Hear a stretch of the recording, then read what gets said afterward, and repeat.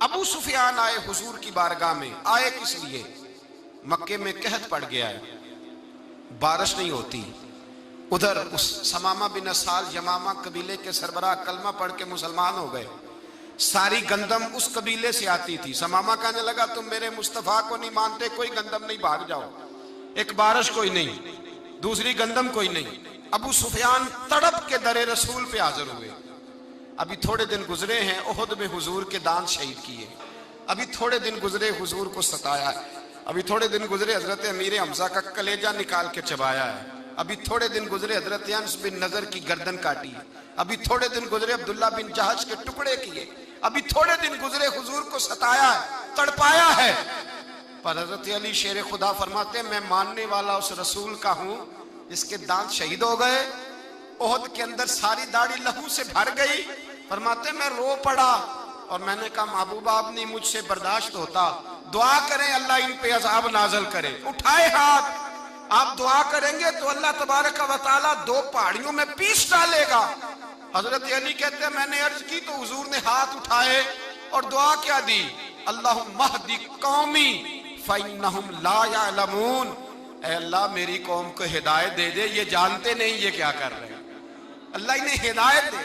ये इखलाक हसना का मेयार। थोड़े दिन पहले हुजूर के साथ ये रवैया। अबू सुफियान अब बेहाल हो गए, बच्चे भूख से मरने लगे, जानवर प्यास से मरने लगे। अबू सुफियान छुपता छुपाता कहने लगा चारा कोई नहीं, मुस्तफा के पास जाना ही पड़ेगा। अबू सुफियान मदीने पहुंच गए।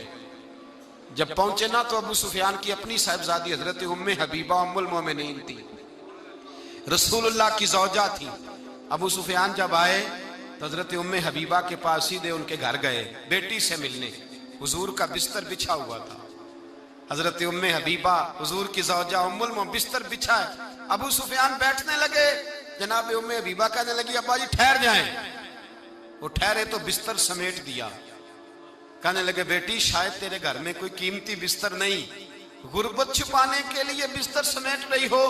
जनाब उम्मे हबीबा कहने लगी अब्बा तो मुसलमान नहीं ना हुआ, अभी तेरी सोच काफरों जैसी है। तू यहाँ आके खड़ा हो ना जहां मैं खड़ी हूं, फिर तुझे रसूलुल्लाह की मोहब्बत के रंग का पता चले। तू अभी खड़ा वहां है जहां तुझे कुफर ही कुफर सुनाई और सुझाई देता है। बिस्तर इसलिए नहीं समेटा कि माज अल्लाह कम कीमत था, मैंने इसलिए समेटा है कि तू नजस है, नापाक है, अभी कलमा नहीं पढ़ता। और ये उस रसूल का बिस्तर है कि जो बिस्तर में मौजूद होते हैं तो जिब्रील अमीन कुरान लेके तशरीफ ले आते हैं। तेरा वजूद इस काबिल नहीं कि यहां बिठाया जाए। नबी पाक सल्लल्लाहु अलैहि वसल्लम की बारगाह तक अबू सुफियान आए। अबू सुफियान कहते मुझे उम्मीद नहीं थी, अभी सोच नहीं ना बदली थी। कहते मुझे उम्मीद नहीं थी, मेरा ख्याल था वो शिकवे करेंगे, शिकायतें करेंगे, वो कहेंगे तुमने भी तो बड़ा कुछ किया है ना। अबू सुफियान कहते हैं मैं कुर्बान जाऊं, मैंने ये रंग देखा तो मदीने की फिजा वैसे ही बड़ी ठंडी थी, लेकिन मुस्तफ़ा करीम के साथ जब मैंने बात की तो मेरे वजूद पर गिरिया तारी हो गया, मेरे ऊपर कैफियत तारी हो गई, मैं तड़पने लगा। कहते हैं मैंने कहा महबूबा मैं आया हूं, आपका कलमा पढ़ते ही समामा ने गंदम बंद कर दी है, बारिशें रुक गई हैं, मक्के के लोग भूख और प्यास से मरने लगे हैं। महबूबा बेटियां रोती हैं, या रसूल अल्लाह माएँ उनकी छातियों में दूध खुश्क हो गया है, बच्चे बिलकते हैं। अबू सुफियान कहते हैं मैं दुश्मन था, सारे मक्के के लोग दुश्मनी करते थे, लेकिन जब मैंने ये लफ्ज कहे ना अचानक मेरी नजर उठी तो मुस्तफा करीम की तो आंखें आंसू बरसा रही हैं। कहते मेरी बात भी मुकम्मल ना हुई, हुजूर ने पहले रुक्का मंगवाया समामा के नाम, फरमाया पहले तू इन्हें गल्ला अपनी मर्जी से देता था, अब तेरे नबी का हुक्म है कि पहले से बढ़कर तूने गल्ला देना है। और फिर मेरे मुस्तफा ने हाथ उठाए। ओ भाई मुश्किल होता है, मुश्किल होता है। सगे भाई के लिए लोग दुआ नहीं करते, कहते मेरा शरीका है। सास बहू के लिए बहू सास के लिए दुआ नहीं मांगती, कहते इख्तलाफ है। लोग लोगों की जिंदगी नहीं मांगते, बीमारी में शिफा नहीं मांगते। अबू सुफियान कहते हैं आमना के लाल तेरे कुर्बान जाऊं। हुजूर ने हाथ उठाए और कहा है अल्लाह मक्के की संगलाख पहाड़ियों पे बारिश बरसा, ऐ अल्लाह खेतियां हरी कर दे, ऐ अल्लाह माओं की छातियों में दूध भर दे, अल्लाह औरतों को ताजगी दे दे, बच्चों को रानाई दे दे, फलों फूलों को ताजगी दे दे। अबू सुफियान कहते पहले हुजूर रो रहे थे और जब नबी पाक की दुआ देखी तो मैंने रोना शुरू कर दिया, मैंने रोना शुरू कर दिया। कहते वापस आया तो वो एहसास कि यार ये मैं किस शख्स से मिल के आया हूं, ये किस किस्म के आदमी से मिल के आया हूं, ये कैसा रंग है, ये किस किस्म का अंदाज है कि जिसको मैं पत्थर मारता रहा वो मेरे लिए दुआएं लेके बैठा हुआ है, जिसको सारी जिंदगी सताया है वो मेरे बच्चे के लिए रोता है, मेरी बेटी के लिए उसकी आंख में आंसू है, वो हमारे लिए तड़प रहे हैं। मेरे भाइयों, अबू सुफियान कहते हैं फिर दूसरा जलवा मैंने तब देखा जब हुजूर मक्के आए, और मैं तो आखिर तक लड़ने आया था ना, हुदैबिया तक। कहते हैं जब रसूल पाक मक्के आए और हुजूर ने ऐलान माफी किया तो बनता तो ये था कि मुझे सजा मिलती, लेकिन मेरे मुस्तफ़ा करीम ने फरमाया जो अबू सुफियान के घर में चला जाएगा मैं उसे माफ कर दूंगा। कहते हैं मैंने कहा ये मेरे लिए किस किस्म की सजा तजवीज की है कि मैं उम्र भर दुश्मनी करता रहा और यहाँ रंग अजीब है। हुजूर ने मेरे लिए ही एजाज लिख दिया, फरमाया जो अबू सुफियान की हवेली में दाखिल हो गया मैंने माफ किया। अबू सुफियान कहते हैं पता नहीं कितने पर्दे थे जो उठ गए, पता नहीं कितनी मंजिलें थी जो तय हो गई, पता नहीं कितने जलवे थे जिनका नजारा हो गया, और मैंने गौर से चेहरा देखा तो मेरी आंखों से पट्टी उतर गई और मुझे अब्दुल्ला के यतीम बेटे के पीछे मोहम्मद रसूलुल्लाह के जलवे नजर आने शुरू हो गए।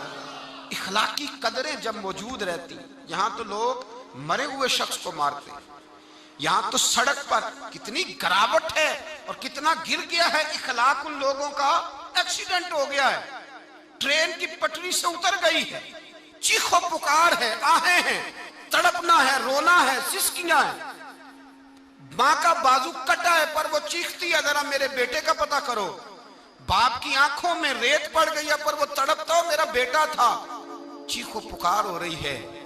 पर जुल्म है उस कौम का कि जो बचाने वाले आए हैं वो पहले आते ही उनकी जेबें टटोल रहे हैं, उनके बटुए देख रहे हैं, गिरी हुई औरतों के ये आप उठाकर देखिए अखबारात, औरतों के गिरी हुई औरतों के कानों से बालियां नोची गई और उनके कान तक कट गए।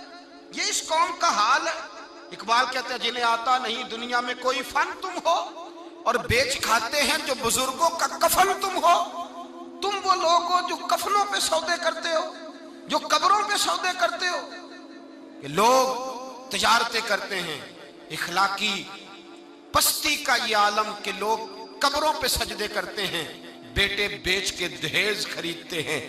गरीब की बेटी रोज तड़पती है, रोती है, रोज सिसकियां लेती है कि कहां से वो दरवाजा खुलेगा जब मैं भी जब सुहागन होंगी, जब मेरा बाप भी इज्जत के साथ मुझे रुखसत करेगा। और गरीब आदमी बेटी की शादी के बाद इतना दुखी रहता है वो भी कम ही लोग जानते हैं, वो भी वही लोग जानते हैं जो इस मंजर से गुजरते हैं। हमारा इखलाकी मामला इस कदर ज्यादा तबाही का शिकार है। मेरे मुस्तफ़ा करीम सैयद आलम नूर मुजस्सम सल्लल्लाहु अलैहि वसल्लम जज्बात का ख्याल रखते, एहसासात का ख्याल रखते, तसव्वुरात का। ओ भाई, इससे बड़ा इखलाक का मुजाहरा कहां से लेने जाओगे?